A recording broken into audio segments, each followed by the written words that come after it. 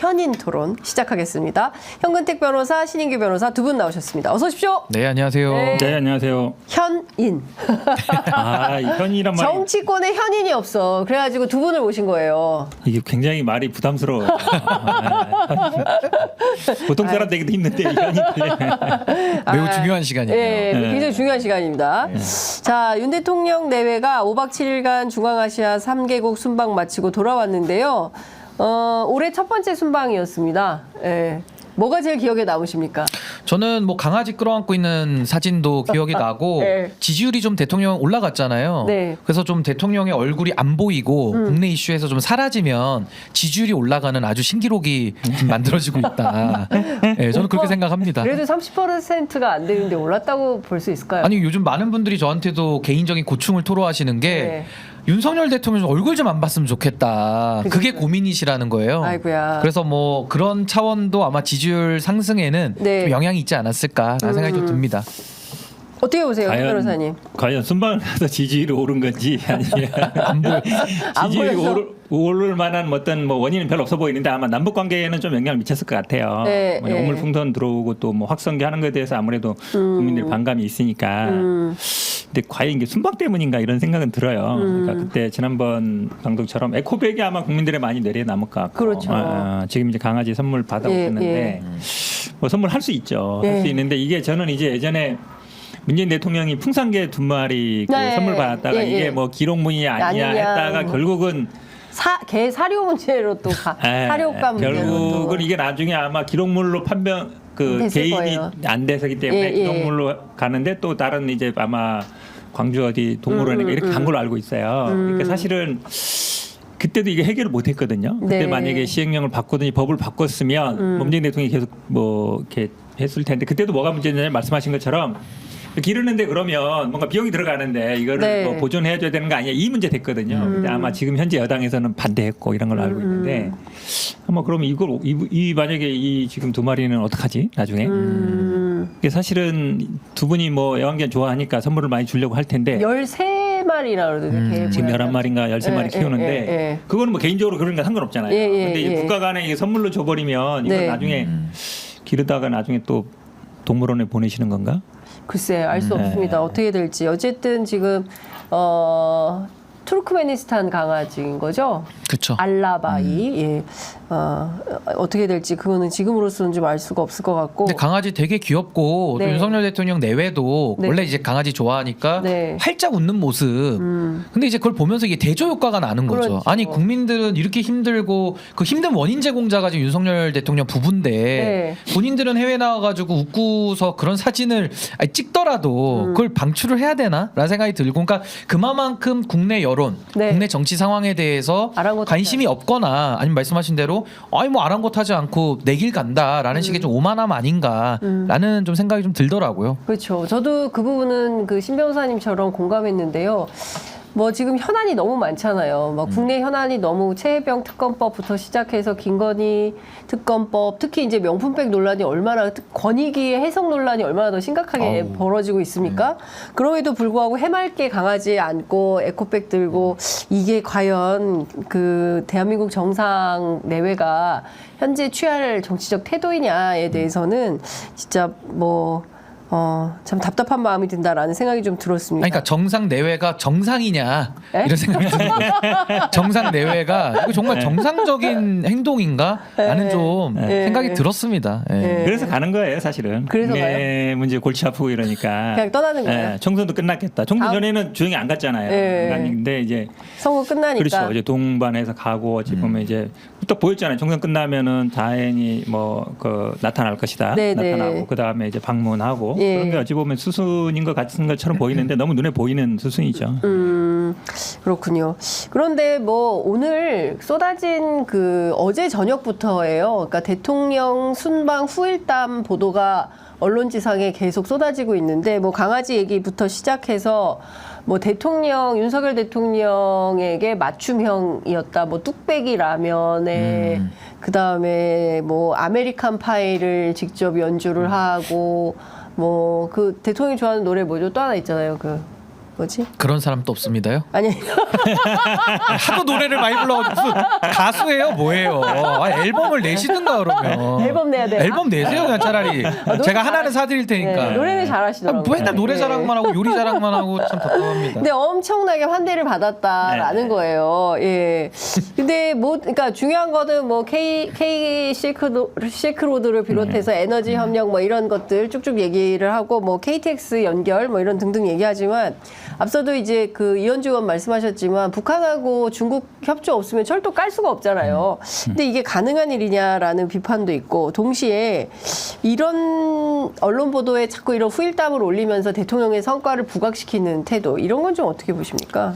뭐 그렇게 해도 별 효과는 없을 거예요. 효과가 없다. 언론들이 아마 쓸 게 없으니까 쓰는 것 같은데 네. 지금 이제 KTX 수출 같은 경우가 문제 된다는 거잖아요. 지금 이제 이미 이제 6개월 전에 계약한 8개월, 건데 8개월. 8개월 전에 네. 8개월 전에 계약한 건데 이제 마치 성과처럼 얘기하는데 이게 작년에 카타르 갔을 때도 똑같은 일이 있었어요. 그때도 왜 LNG선 수주 다 해놨었는데 그때 방문해서 맞아요. 있었잖아요. 예, 어차피 예, 똑같은 패턴이 반복되는 거잖아요. 석유도 그렇더라고요. 석유도 그렇고. 예. 근데 이제 오늘 아침에 뉴스 보니까 이 예. KTX 사는 비용을 전액 아마 저 산업은행에서 빌려주는 건가 봐요. 물론 우리도 예전에 뭐 차관 받고 네, 그걸로 뭐 네. 하고는 이랬는데 이 전액 빌려주는 거는 조금 의아해요. 왜냐면 얼바를 우리가 빌려주고 또 거기서도 자기 돈을 대는 게 아니라 그렇죠. 우리가 전액 빌려줘서 그 돈으로 우리 물건을 산다는 얘기잖아요. 그러니까 뭐 그러니까 여지 보면 이제 성과를 뭐 과장하기 위한 것일 수도 있고 지금 예. 말씀처럼 8개월 전에 이미 거기서는 다 이제 디자인까지 공모 들어갔다는데 이제 와서 그거를 대통령의 일로 한다?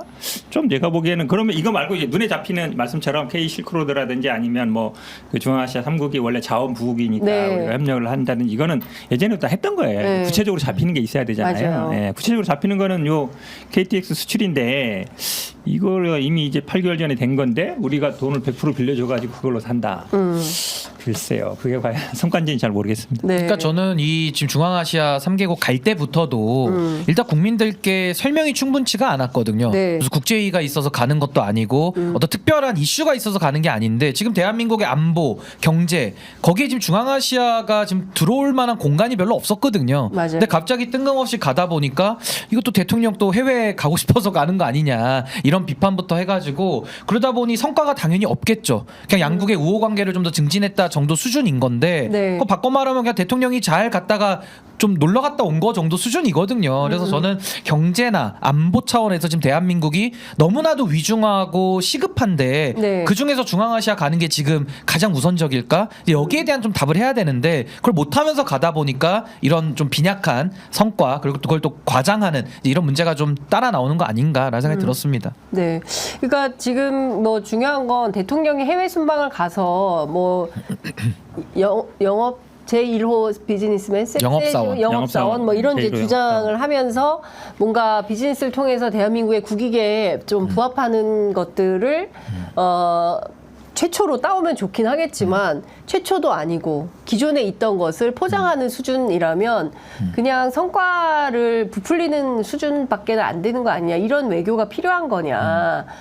그야말로 가서 잘 뭐 뚝배기 거기까지 가서 뚝배기 라면을 드셔야 돼요? 나 그건 잘 모르겠어. 그러니까 잘 먹고 잘 놀다 왔다 수준인 거지. 그러니까. 아니 영업사원이면 영업을 해서 국익을 남겨야 되는데 그러니까. 가가지고 백주대낮에 코베인 당하고 오는 수준의 이런 좀 뭐랄까 호구 외교? 호구 그러니까 외교? 글로벌 호구? 그러니까 아. 이런 식의 수지타산 안 맞게 자꾸 팔면요. 네. 진짜 국민들 화나는 겁니다. 그렇습니다. 그러니까 네. 지금 피땀 흘려서 돈 벌어서 우리가 세금 내고 있는데 그 세금으로 엉뚱한 데다가 다 갖다 쓰고 그리고 성과도 없는 데다가 미래 비전도 안 보이는 데다가 하고 있으면 국민들이 이거 언제까지 이런 걸 참아야 됩니까? 하나 추가하면 네. 사실은 지금 이 간 그 과정에 네. 스위스에서 우크라이나 평화회의가 있었잖아요. 맞아요. 평화회의가 있었는데 여기에 물론 뭐 나중에 100여국이 참여했지만 정상급이 한 50개 이상 참여했거든요. 근데 미국도 부통령이 갔어요. 일본도 이 G7 회의가 있었음에도 불구하고 거기 참여했거든요. 네. 근데 우리나라는 보니까 국무조정실장이 갔어요. 그러니까 대통령이 못 가면 최소한 뭐 총리가 가든지 예. 아니면 장관이 가든지 해야 되는데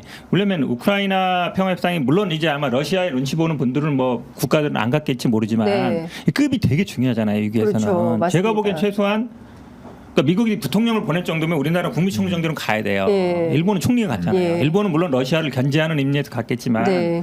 저는 이거를 국무조정실장 정도로 보낸다. 아니, 이건 제가 보기엔 기본적으로 그러니까 러시아의 눈치를 너무 보는 거죠. 말로는 뭐 우회 지원한다고 막 이러지만, 그러니까 우크라이나에 나중에 아마 이제 뭐 아니 그 당당하던 한미일 정상회견은 어디로 온 그러니까요. 겁니까? 아니, 그러니까 미국, 일본이 당장 부통령이랑 총리가 가면 네. 우리나라도 총리나 뭐 장관 가는 것도는 아니라고 보는데, 네. 그러니까 너무 제가 보기엔 러시아 눈치를 너무 보는 거예요. 러시아 봐도. 눈치를 이미 그럼요. 다시 지금은 다시 또 러시아의 눈치를 보는 아니, 그러니까 그 전에는 러시아 눈치하고 중앙아시아 우크라이나 가야 막 돼서? 무기 지원한다고 이러다가 그 전에 시원하게 하던데요. 네, 그러니까요. 예전에는 되게 네. 시원하겠지. 아니 근데 말씀 나온 길에 똑같은 시간에 이탈리아에서는 G7 정상회의가 네. 열렸고 그리고 뭐 여기는 우리가 초대받지 못해서 못 간다 하더라도 스위스에서 열리는 그 우크라이나 평화 정상회의에는 왜냐하면 우크라이나도 갔었잖아요. 거기서 전쟁의 참화 뭐 젤렌스키랑 다 같이 보고 뭐 배우자 프로그램도 하고 그러지 않았습니까? 네.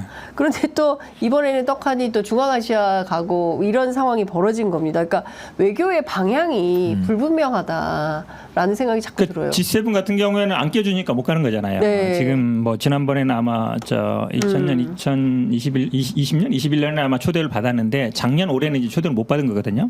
물론 이거는 뭐 우리가 뭐 가고 싶다고 가는 회의는 아니니까 그렇긴 한데 그래도 어쨌든 거기 일본은 이제 양쪽에 다 간 거란 말이에요. 정상이. 네, 네, 네. 그게 비하면 G7에도 못 가고 지금 평화회의도에도는 갈 수 있었지만 어찌 보면 이제 국무조정실장도 보낸 거고 그러면 본인이 이제 물론 중앙아시아 3국도 뭐 중요하다고 할 수 있는데 중앙아시아 3국이 아시겠지만 약간 이제 러시아 영향력도 있지만 그럼요. 그렇죠. 영향이 있는 나라이기 때문에 뭐 어느 정도 이제 중요하지만 국제적으로 봤을 때는 G7과 이 우크라이나 평화 회의에 견줄 만한 일은 아니에요. 네. 그 두 개 굉장히 네. 중요하단 말이죠. 네. 그러면 제가 보기에는 가는 김에 겹치고 그럼 제가 보기에 평화회의 갈 수 있는 거거든요. 네. 그럼 그 정도는 했어야 제가 보기에 어느 정도 국제적으로도 이게 외교라는 게 혼자 하는 게 아니잖아요. 그렇습니다. 혼자 가서 막 이렇게 잘 지내는 것보다 다른 나라에 관계되는 거잖아요. 그러니까 같은 시기에 벌어진 G7과 우크라이나 평화 회의에서는 전혀 관여를 안 했다는 거는 외교적인 이 일정을 잡거나 이거에 기본적으로 좀 미스가 있는 게 아닌가 이렇게 보여요. 그러니까 저는 그때 우리가 이제 심리적 산유국이다 뭐 이런 네네. 표현했었잖아요. 이 심리적 그 G8이라는 얘기가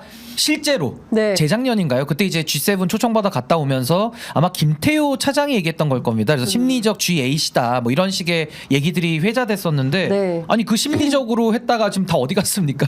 다 지금 G7 초청도 못 받고 더 가까워지고 격상되는 것이 아니라 오히려 더 후퇴되는 이런 외교를 지금 하고 있는 것이고 네. 전 윤석열 정부의 가장 큰 문제가 뭐냐면은 전 외교에서 제일 중요한 게 신뢰 아닙니까? 그럼 신뢰는 원칙을 세우고 그 원칙을 지키는 게 쌓이면서 전 신뢰가 쌓인다고 전 보거든요. 네. 근데 윤석열 정부는 일단 원칙이 없고 그 다음에 자꾸 이렇게 좀 상대국한테 끌려다니면서 대한민국의 국익만을 다 내어주고 다니는 이런 외교, 그러니까 이런 식의 좀 호구식으로 다니는 것이 아마 다른 나라 정상들도 윤석열 대통령에 대해서 공부 좀 많이 하지 않았겠습니까? 내치도 못하고 외치도 못하는구나라고 하면서 홀라당 좀 베껴먹는 이런 식의 외교를 지금 계속 하고 있는 거 아닌가? 이제 그런 우려가 좀 드는 거죠, 네, 사실은. 참 답답합니다.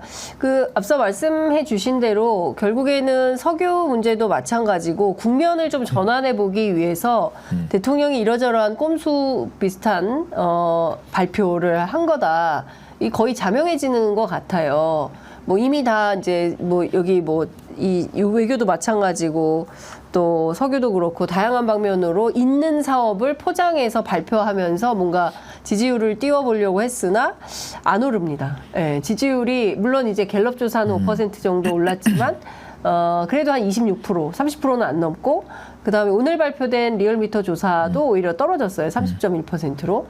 그러면 이 지지율이 계속 오르지 않고 이 분위기가 계속된다면 국정 운영의 동력이 있을 수 있는 거냐에 대한 비판도 있을 수밖에 없을 것 같아요. 그렇죠. 기본적으로 국민들이 뭐 석유 아마 탐사 이 부분에 대해서 안 믿는다는 여론이 압도적으로 맞아요. 높았잖아요. 예. 그리고 아마 이 순방에 대해서도 아마 비슷하게 생각할 것 같은데 그러니까 이런 걸로 아마 이제 동력을 삼기 쉽지 않다. 왜냐하면 근본적인 뭐 최상병 문제라든지 네. 에코백이 아니라 명품백 문제라든지 이런 문제들이 사실 더 궁금하거든요. 국민들 생각에는 뭔가 해결을 해나가야 되는데 그냥 무시하고 가는 상황이기 때문에 지지율은 아마 제가 보기에 뭐 순방 갔다 왔다고 오를 것 같지는 않은데 근데 이제 저는 항상 걱정하는 게 모르겠어요. 제가 예전부터 약간 이런 트라우마가 있던지 모르겠지만 남북 문제는 조금 이제 계속 좀 대결을 강화시키면서 사실은 왜냐하면 국민들은 그거에 대해서 혐오감이 많거든요. 네. 북한 되게 싫어하는 사람도 많고. 그러니까 그런 부분은 아마 좀 많이 좀 계속 나가지 않을까. 저는 항상 그게 좀 걱정스러워요. 남북관계 대결 구도로. 대결 구도로. 그러니까 네. 지지율에 이게 긍정적인 영향을 미칠 것이다라고 네, 보고 네, 네. 지금 확성기도 그렇고 예, 예. 확성기 나오면 저쪽에서도 아마 좀 세게 나올 거잖아요. 뭐 그렇겠죠. 그전에 원점 보면은 타격 얘기하겠죠. 타격하고 막 예. 이랬었잖아요. 그때는 근데 남북 간에 채널이 있어가지고 타격하고 이러니까 또 만나가지고 이제 풀고 서로 안 하는 걸로 이렇게 정리했단 말이죠. 근데 지금은 그런 채널이 없단 말이에요. 네. 그러니까 이 갈등이 심해지면 누군가 중재를 하거나 제3자가 중재를 하거나 당사자끼리 물밑 조율을 해야 되는데 그게 없는 과정에서 이거를 좀 지지율 반등의 어떤 수단으로 삼지 않을까. 저는 항상 그런 게 좀 걱정돼요. 그 저는 윤석열 그럼 진짜 대통령 큰일인데요. 지지율은 지금 20-30%대 박스권 갇혀 있잖아요. 맞습니다. 이게 뭐 도저히 저는 해결은 난망하다고 보는 거고 네, 네. 언제 10%대로 떨어지느냐 아마 그게 더 관심사일 것 같아요. 그래서 어떻게 보면은 레임덕을 생략한 데드덕으로 간 최초의 대통령이 아마 될 가능성이 저는 매우 높다. 이거는 네. 뭐 야당이 흔들어서 그런 것도 아니고요. 국민들이 무슨 뭐 좌파라서 그런 것도 아니고 그냥 본인들의 실력이 없는 게 적나라하게 저는 드러났다라고 보는 거고 지지난주 전, 그러니까 3주 전에 21% 갤럽에서 나왔을 때 왜 그랬냐를 보면요. 그때 윤석열 대통령 개인 전화로 맞습니다. 우즈베키스탄에 있던 이종섭 장관과 전화했다라는 게 나오면서 완전히 지지율이 바닥으로 급전직하한 거거든요. 그렇죠. 근데 그 이후에 이제 3주 정도 지났는데 뭐 석유 던지고 뭐 던지고 계속 그 논란으로 논란을 덮는 것만 했지 하나도 해결된 게 없어요. 네. 단 하나도. 근데 이렇게 언제까지 가겠습니까? 자, 그러면 21일 날 국회에서 이제 최혜병 특검법 입법 청문회가 열리지 않습니까? 그럼 금요일이에요. 네. 그러면 금요일 날 이 청문회를 하면 그 다음 주에 있을 리얼미터 그리고 그 주에 있을 갤럽에는 지지율이 상당히 떨어질 가능성이 있을까요? 그러니까 저는 당연히 그 청문회를 하면 네. 그동안에 있었던 쟁점들이 한 번 또 모이는 효과가 있고 그걸 통해서 다시 한번 상기시켜주는 내용이 있기 때문에 전 당연히 지지율에는 더 하락세로 전 작용하지 않을까 저는 그렇게 생각합니다. 현 변호사님 어떻게 제가 보세요? 보기에는 이제 증인을 지금 아마 뭐 대부분 관련 12분인가 네, 12명. 불렀다는 거잖아요. 예, 예. 그러면 이제 증인들이 아마 어떤 식으로든지 간에 안 나오려고 할 것 같고 그때 과연 그러면 지금 정청래 법사위원장이 어떤 조치를 할 수 있느냐가 중요하다고 봐요. 네. 그리고 사실은 국민들은 그러니까 이게 어찌 보면 이제 도돌이표일 수 있는데 그러니까 청문회라든지 국정조사를 하면 뭔가 새로운 게 나와야 되는데 언론에 보도된 거 이미 보도된 걸 가지고 확인하는 차원은 사실은 큰 관심을 못 끌어요. 근데 또 그걸 알기 때문에 자료를 안 내놓거든요. 네. 쉽게 얘기하면 지금 어쨌든 수사 중이다. 그러니까 빠져나갈 얘기는 뻔해요. 현재 수사 중이니까 말 못합니다.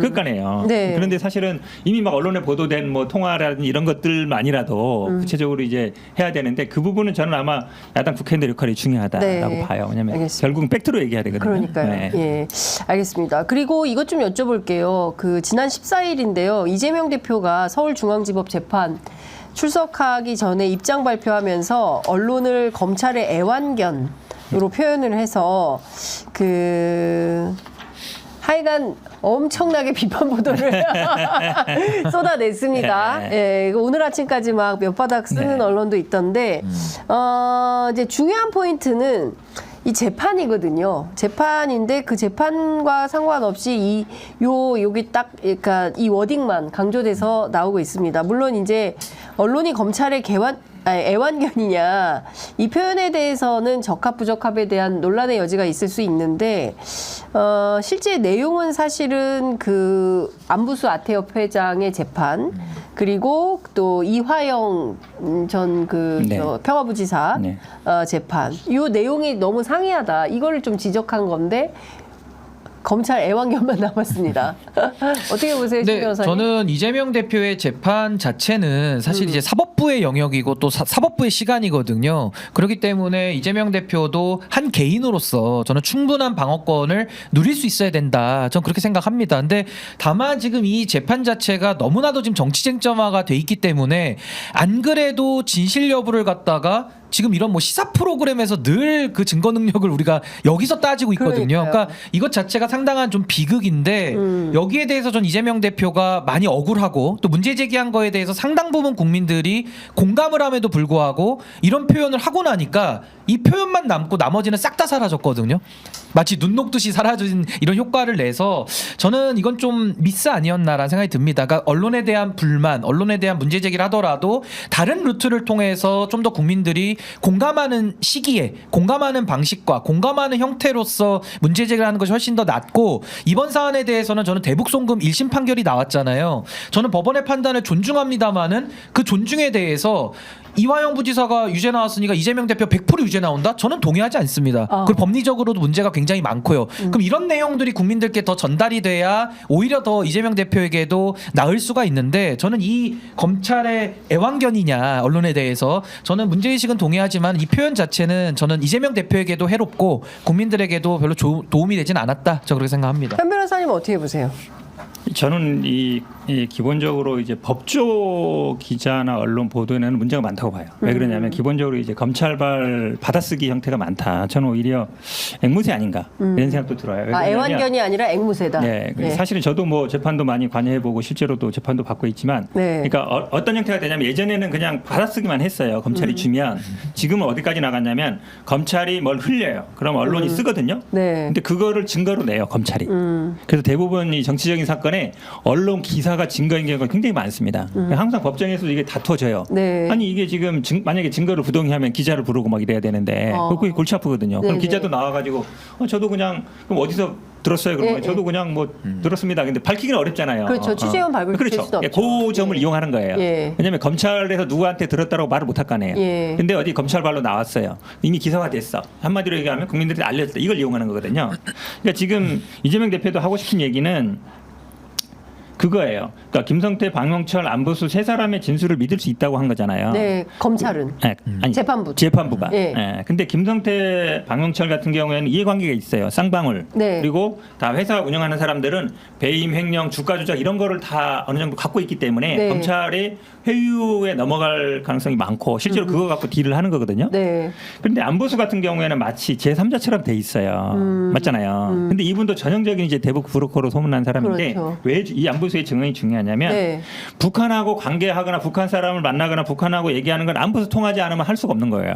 기본적 시스템이 구조가 창구예요. 창구죠. 네. 왜냐하면 이화영도 마찬가지고 김성태도 마찬가지고 박영철도 마찬가지고 북한 사람을 만나거나 북한하고 접촉할 때는 다 안보수 통해야 되는 거예요. 그리고 그 막 사진 우리 나온 거 네네네네. 보면 안보수가 막 북한 쪽에 앉아 있기도 예, 그래요. 예. 그러니까 어찌 보면 마치 제3자이고 관련이 없는 것처럼 돼 있단 말이에요, 이 사람이. 그리고 저도 수사 뭐 입회하면서 이 사람 여러 번 봤는데 네. 계속 뭐 이런 얘기 저런 얘기 하는데 계속 말이 왔다 갔다 했어요. 법정에서도 이런 말 했다가 뭐 처음에는 뭐 안다 모른다 했다가 또 뭐 이게 대북사와 관련됐다 그랬다가 안 됐다 그랬다 그랬는데 또 법정에서 이 말 했다가 검찰에 와서 또 다른 말 하고 예. 다시 또 법정 가서 다른 말 하고. 근데 요번에 수사 중에 보니까 그 딱 나왔잖아요. 지금 안보수 딸이 그 그렇죠. 오피스를 얻었다는 얘기가 나왔단 네. 말이에요. 쌍방울이 안부수 딸에게 그러니까. 2천만 원에 월 200? 120? 뭐 어쨌든 그 정도 많이 얻어줬다는. 얻어줬다는 보도가 네. 나왔는데 이게 왜 중요하냐면 이런 이 얻어주고 나서 이분의 이제 진술이 바뀐 것처럼 보인단 말이에요. 네. 그러면 이거는 제가 보기에 수사 사안이에요. 수사를 받아야 그럼요. 돼서. 당연하죠. 네. 왜냐면 이게 이 당시에 공범이었고 굉장히 진술 중요한 번호? 증인이었단 네, 말이에요. 네. 증인이고 이분이 계속 법정에서 검찰에서 계속 뭐 이재명과 김성태가 아는지 모르는지 이 돈 준 게 뭐 대북 사업과 관련이 있는지 없는지에 대해서 계속 말이 왔다 갔다 했거든요. 네. 그런 사람에 대해서 쌍방울에서 돈 대줘서 집을 얻어줬다.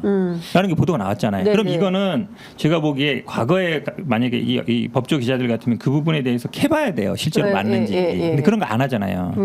왜냐하면 굉장히 중요하거든요. 이분이. 근데 뉴스타파만 열심히 하고 있어요. 그러니까 이제 그다음에 이제 안부수 그 이재명 대표가 얘기하고 싶었던 것도 안부수 판결문에는 주가 조작 일 때문에 이게 북한에 돈을 줬다라는 게 판결문에 나오는데 이화영 부지사 판결문에 그거 안 나온다. 안 나오죠. 그럼 왜 차이가 있는지를 물어봐야 되는 거 아니에요? 안 네. 물어본다. 이 얘기하는 거예요. 네, 네. 실제로 처음에 이화영 부지사 다른 사건에서도 보면 주가 조작 얘기가 처음에 나왔어요. 그래서 나중에는 쫙 사라진 거예요. 네. 사라졌기 때문에 그런 부분에 대해서 좀 제대로 취재를 해봐라 이런 취지로 저는 이해하고. 근데 네. 저는 이제 쌍방울 사건 관련해서는 그러니까 요거 분리해서 보겠습니다. 네. 처음에 변호사비 대납으로 시작했다가 그 원 내용이 없어지고 이게 완전히 별건으로 뒤바뀌었다라는 게 첫 번째인 것 같고 그리고 이제 그 대북 송금 관련된 것도 저는 뭐 지금 우리 현 변호사님 말씀하신 증거를 믿을 수 있냐, 그러니까 신빙성의 문제도 좀 따져봐야 되겠지만은 일단 근본적으로 공모 관계가 인정이 돼야 되거든요. 네. 그러니까 공모 관계 여부도 상당히 불확실하고 더 중요한 건 저는 이제 법리적인 차원에서 이게 제3자 뇌물인데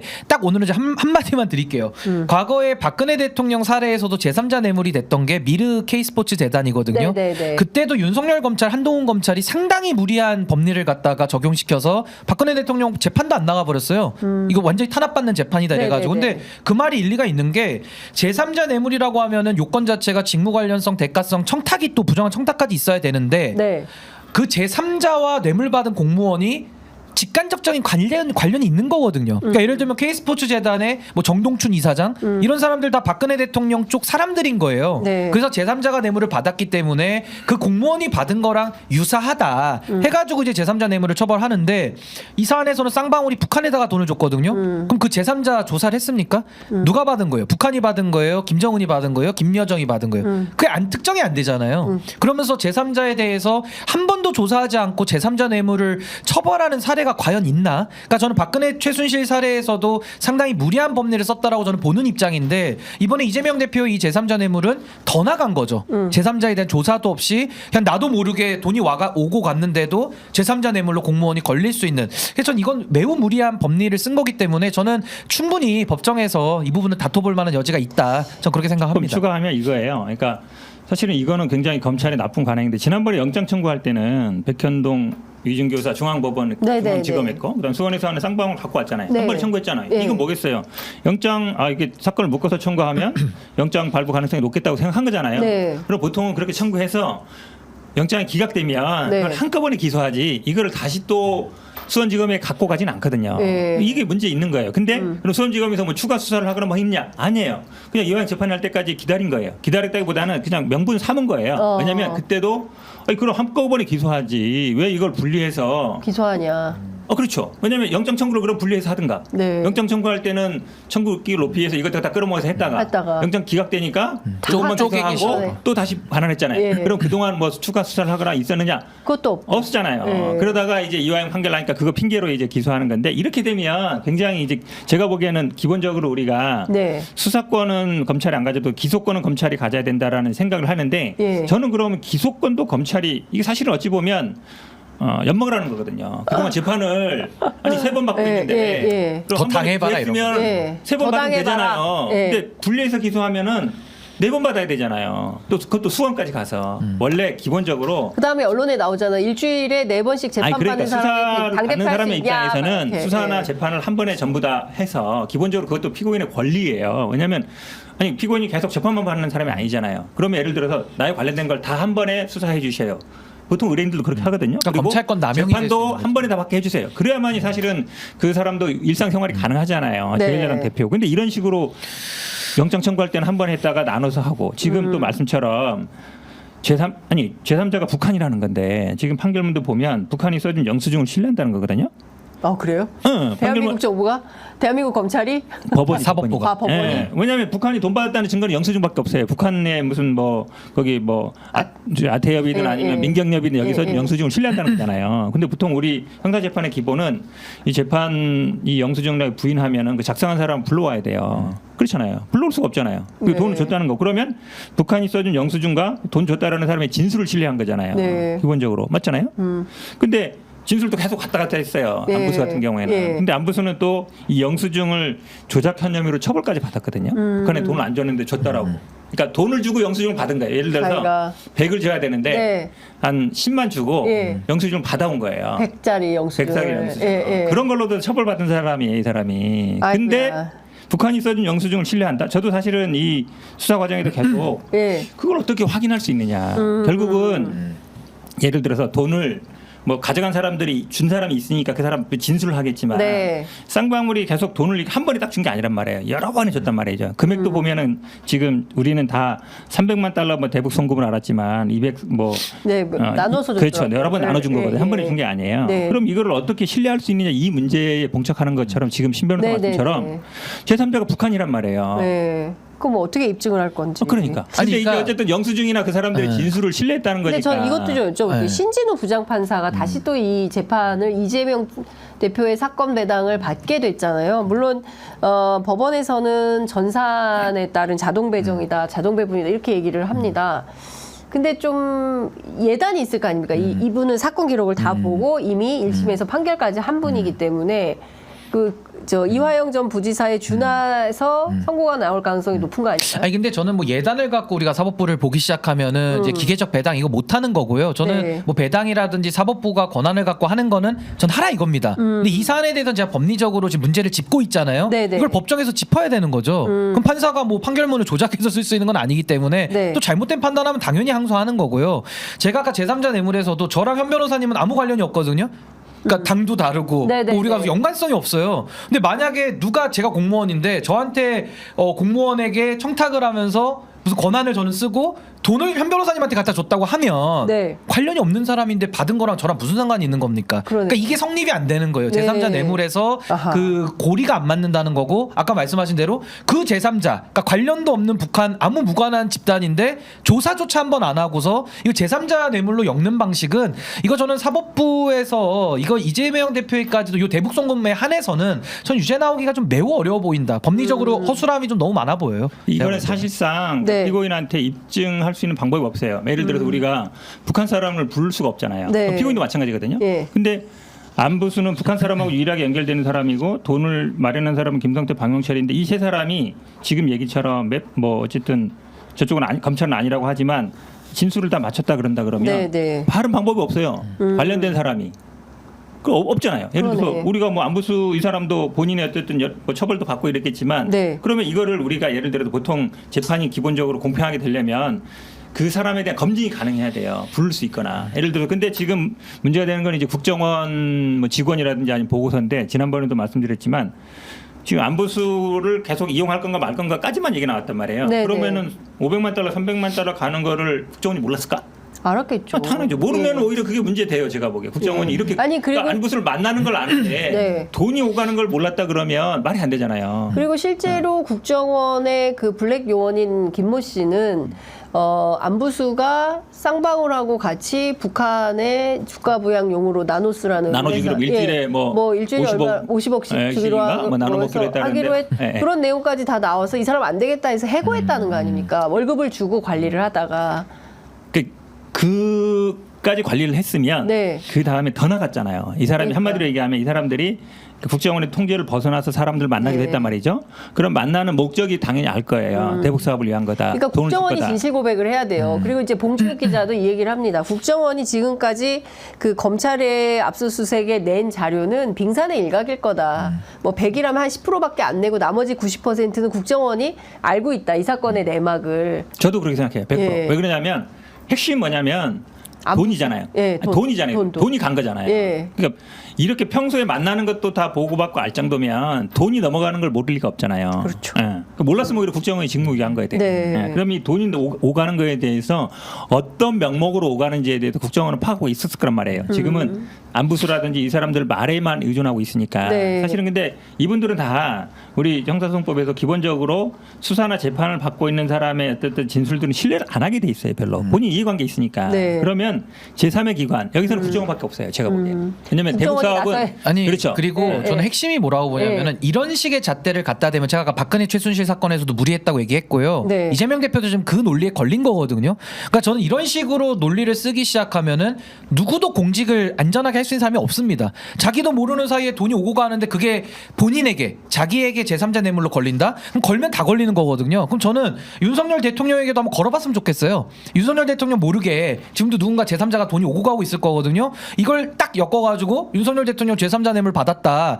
엮는 순간 이거 못 벗어나가는 겁니다. 그러니까 전 이런 식의 논리를 박근혜 최순실한테 댔던 것도 전 문제가 있다고 보고 그 논리를 댄 사람이 윤석열 한동훈 검찰이에요. 근데 그 논리를 갖다가 그대로 이재명 대표에게 지금 씌우고 있고 그럼 그 논리를 갖다가 그대로 현직에 있는 윤석열 대통령에게 갖다 씌우면은요.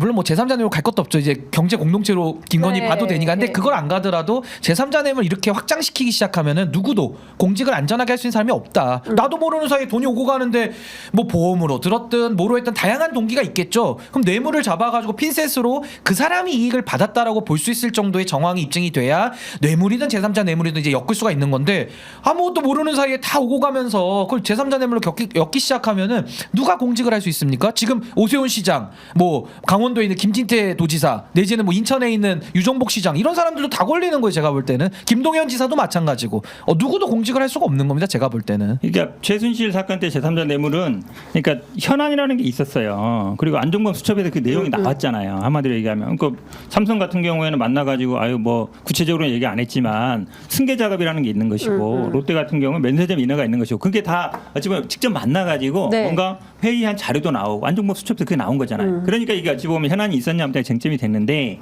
지금 대북 사업 같은 경우에는 만난 적이 없다는 거잖아요. 그러니까요. 전화로 바꿔줬다. 전화 뭐 몇 번인지 모르겠지만 네, 네. 전화 바꿔줬다는 거 아니 쌍방울이 뭔 돈이 많아가지고 전화 한번 바꿔준 사람한테 그때 이 사람이 뭐 대통령도 아니고 유력한 대선 주자긴 했죠. 유력한 대선 주자지만 그 광역 단체 장이잖아요. 네. 아니 대통령도 삼성이나 롯데는 직접 만나가지고 현안 얘기하고 그거에 대해서 다 얘기된 다음에 이 기업이 근데 세상에 그때도요, 돈 안 되는 거를 네. 절대로 할 네. 리가 없어요. 아니 그때도 묵시적 청탁으로 갖다 넣었다니까요. 박근혜 이재용도 묵시적 청탁으로 검찰이 갖다는 거예요. 그래도 만났잖아. 만나가지고 뭔가 그러니까 이제 서로 얘기를 텔레파시로 하고 했다라는 건데 네. 너무 무리한 논리죠 예. 사실은.